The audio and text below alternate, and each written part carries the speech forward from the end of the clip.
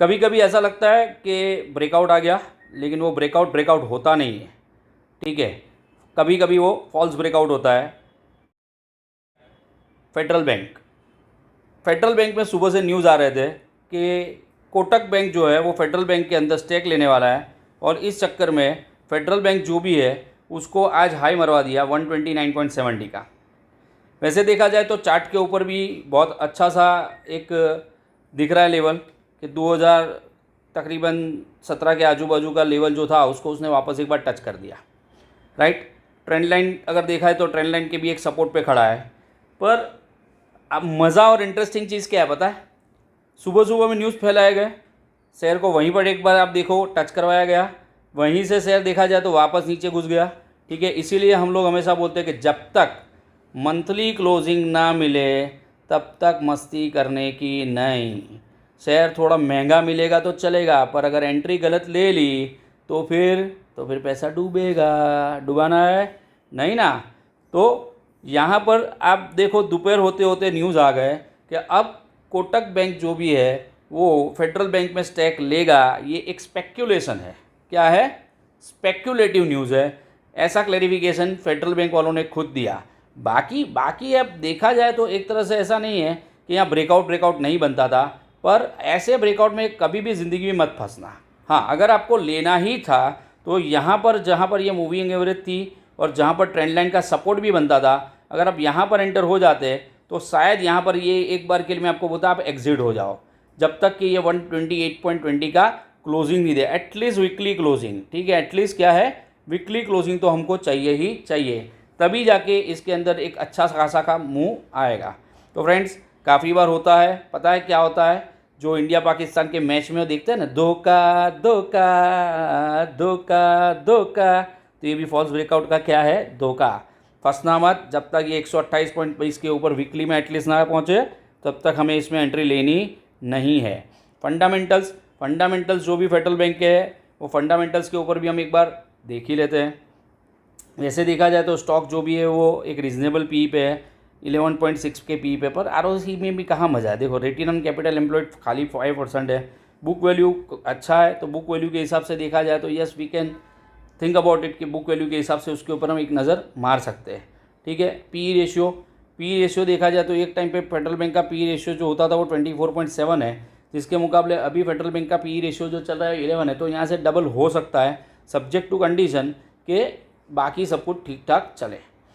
हाँ, सेल्स देखा जाए तो सेल्स फेडरल बैंक का आप देखो मस्त सेल्स बढ़ा हुआ है, आपको क्लियर कट मैनर में यहाँ दिख रहा होगा कि काफ़ी बढ़िया तरीके से सेल्स जो है वो इम्प्रूव हुआ है। आप देख सकते हो यहाँ हाईएस्ट सेल्स है, तो वही चीज़ प्राइस में भी तो रिफ्लेक्ट हो रही है ना, राइट। तो ये जो न्यूज़ है वो न्यूज़ पे मत जाओ, पर फंडामेंटल पे जाओ। फंडामेंटल जो है वो सबसे इंपॉर्टेंट चीज़ है, अगर फंडामेंटल सही है तो मज़ा आ जाएगा। लेकिन स्क्रीनर ये क्या बता रहा है, देखो तो ज़रा, सब कॉन्स सारे के सारे, no pros, big danger, low interest coverage ratio, ठीक है, सेल्स ग्रोथ बहुत कम, कंपनी जो भी है उसका रिटर्न बहुत कम, कंटिंजेंट लायबिलिटी 43,945 करोड़, ठीक है।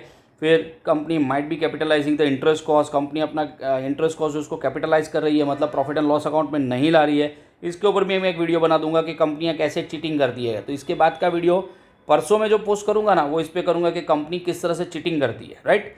डिविडेंड भी आप देखो तो कुछ खास डिविडेंड भी नहीं है, राइट। तो फंडामेंटल्स के अंदर ये जो कॉन्स है वो काफ़ी बड़े बड़े कॉन दिख रहे हैं, और उसी का एक रिफ्लेक्शन और मैं बताता हूँ वाई धोखा इसी वजह से हो रहा है।